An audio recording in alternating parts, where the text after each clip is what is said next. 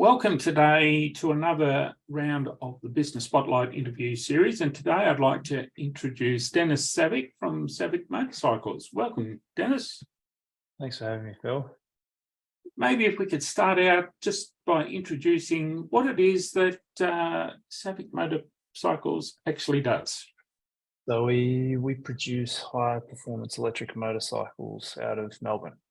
Okay, fantastic. And how long have you actually been doing that for then? Well, pilot production's currently underway.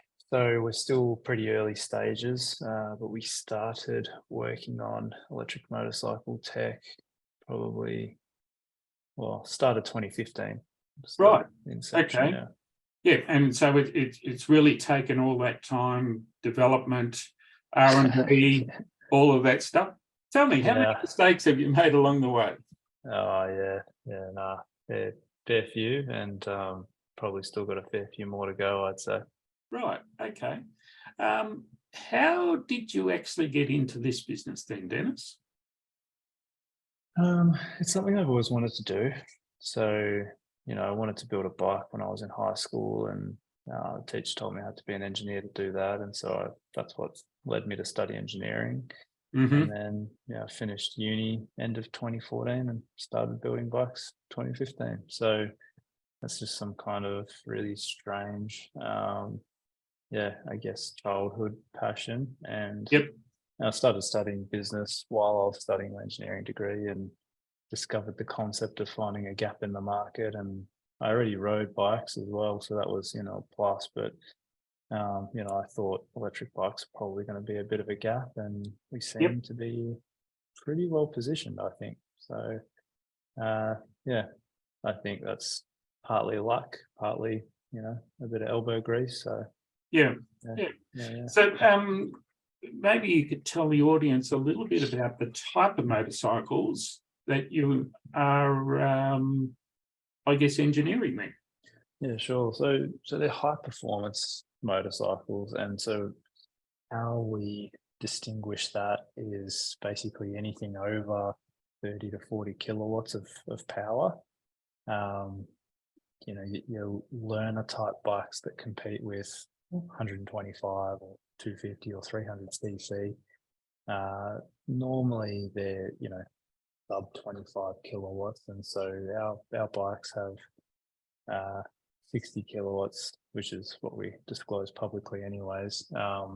60 kilowatts of power, and they're a 270 kilo machine, so 200 kilometers of range, 0 to 100 in 3.5 seconds. So that it's a serious piece of equipment. It's not something you really want a fresh learner on. So that kind of acceleration puts it in the high performance bracket. Oh, fantastic. And so I guess who would make an ideal customer for you? What would their interest be? Or anyone that wants one, really. So, I can only really talk to the customer data that we do have. And we kicked off the pre-order process a little while ago, and we've got 260 pre-orders for our vehicles now. So, that'll see us through production this year and next year, which is really, really nice. Wow. But, on most of our customers are men. It's a very male dominated industry. And they really do come through all walks of life. Some of our first customers are lifelong Harley riders. Some are farmers, some are CTOs. It's a very diverse set of interests. So, I think what they've all got in common is just a passion for motorbikes and riding and the feeling you get when you ride.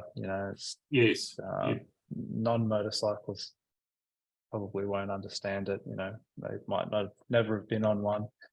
I'd say that's probably what their common interests are. But in terms of the standard demographic type metrics, they're relatively similar, but the softer metrics are very, very diverse. So Fantastic. And what sort of age range are you finding?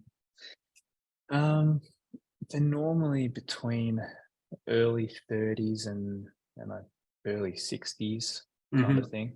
Yep. I think that's predominantly due to our price point. So we've got two models, the Alpha and the Delta, and the Alpha retails for 27 and the Delta retails for 20. Right. So, if you, and motorbikes, especially like this, they can and are used as a commuter, like daily to and from work when it's not raining, or even if it is raining.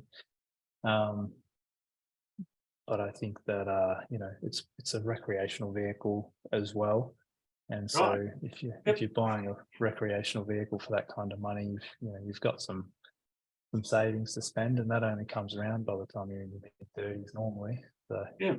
yeah. Oh, fantastic and well done.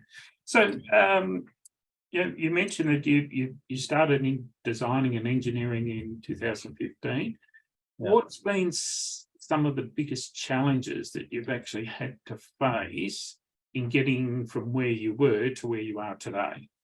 Well, I mean, all of the above.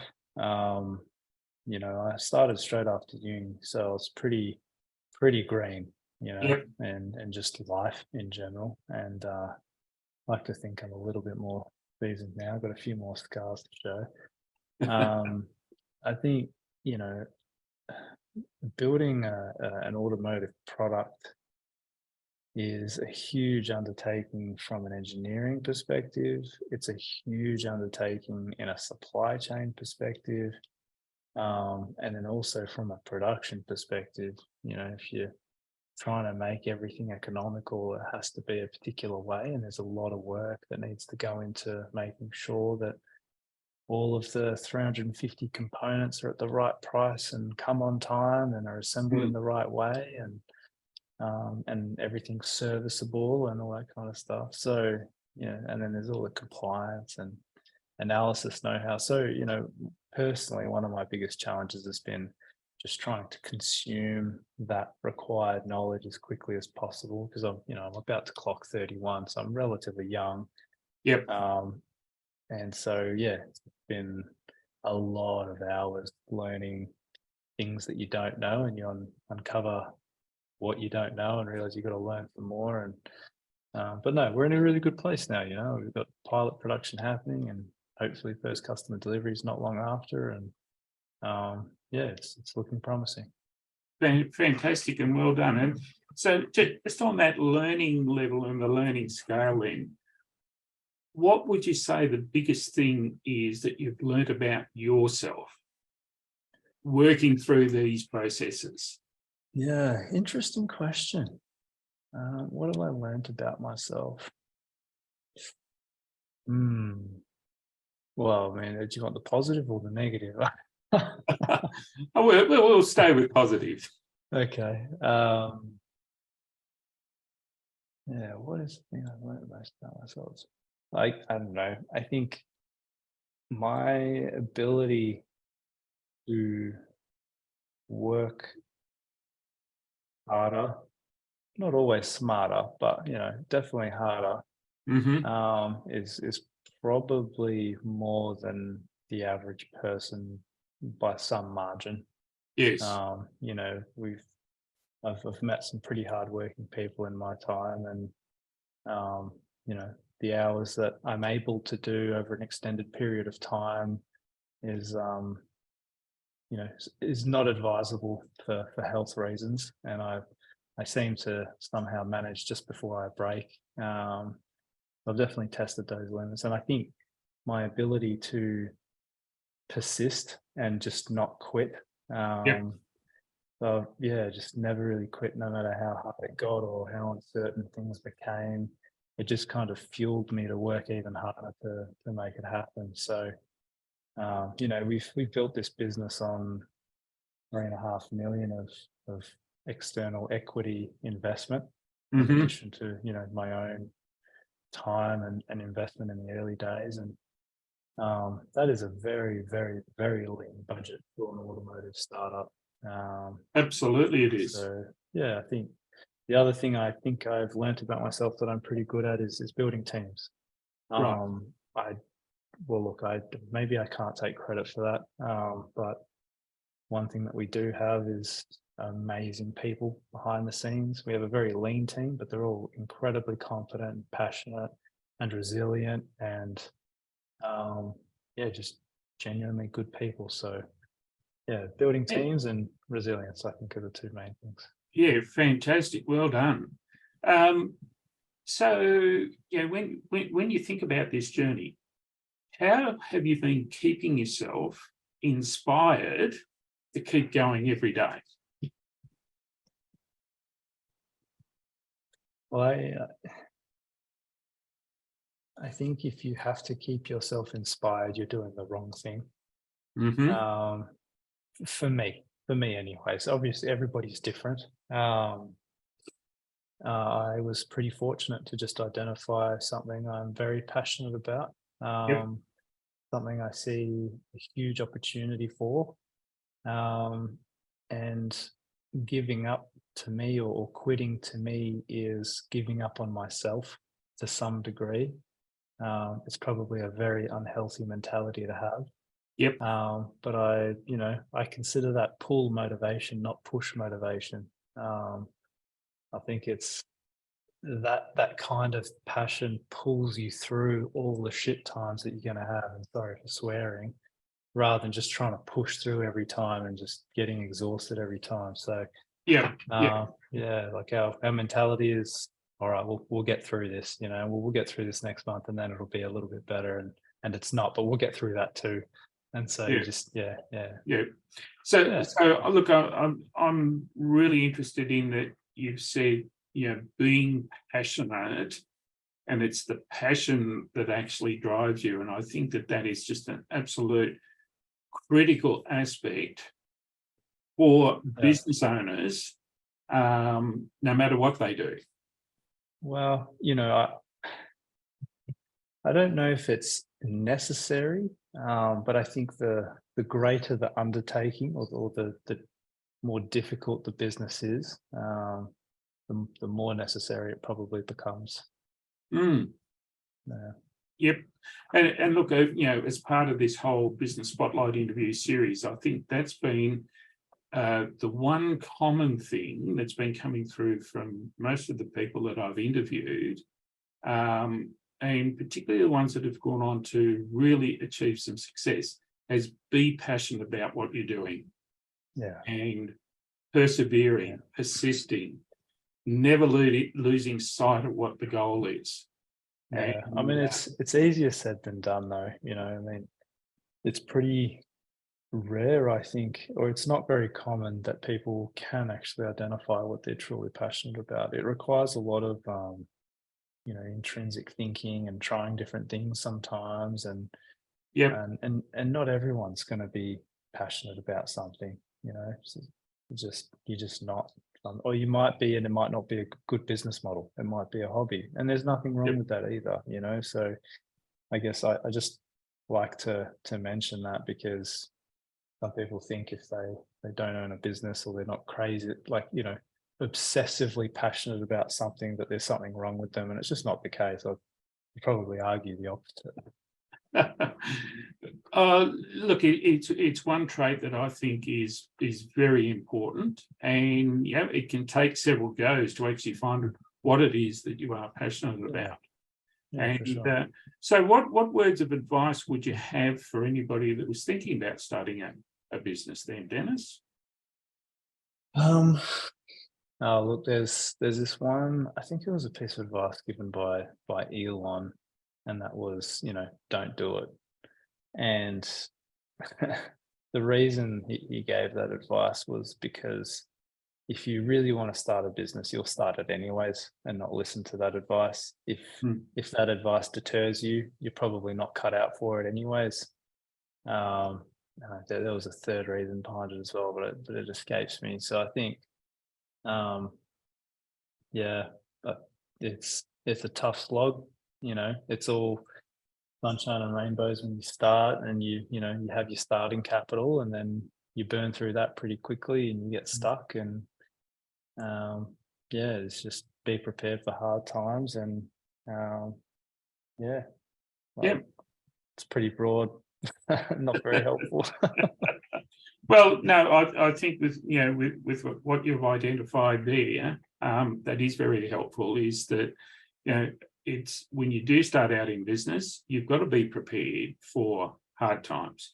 You've got to be prepared for things not to work out the way that you initially feel or think they're going to work out. Yeah. And be prepared to change the plan. Don't change the goal, change the plan. Yeah. You've got to be adaptable, I think, and it's such a difficult line to toe. You know, at what point do you keep persevering, or at what point do you pivot and try something different? Because if you know, what do they say? Success is like one go away from, what is it?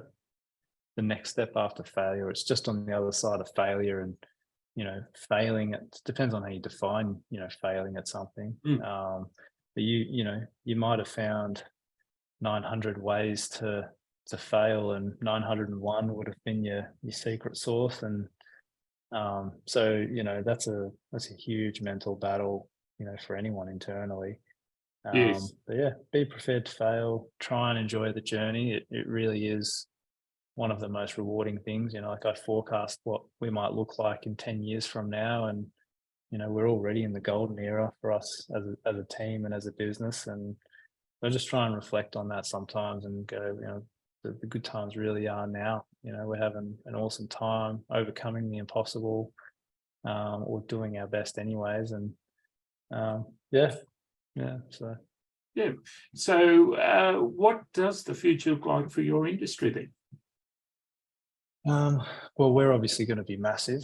No, I'm joking. So, you know, I think all vehicles are going to be phased into electric propulsion systems at one stage or another. Motorcycles are going to lag behind four-wheeled vehicles.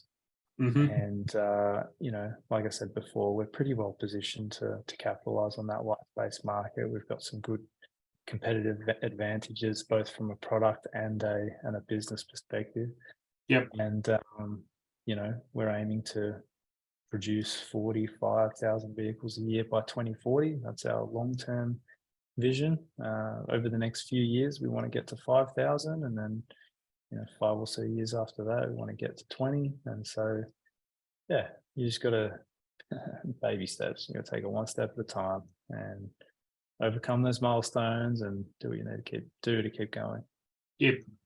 Fantastic. Well, look, thank you so much for joining in today, Dennis. It's been a spectacular journey that you've been on, and I'm looking forward to following and seeing how your journey actually continues, because it appears to me that you're at the sort of the breaking or the leading edge of electric power motorcycles. Yeah, no, thank you very much. Thanks for having me, Phil. Well, congratulations and well done. Thanks, Dennis. Cheers, mate. Bye. Okay, bye now.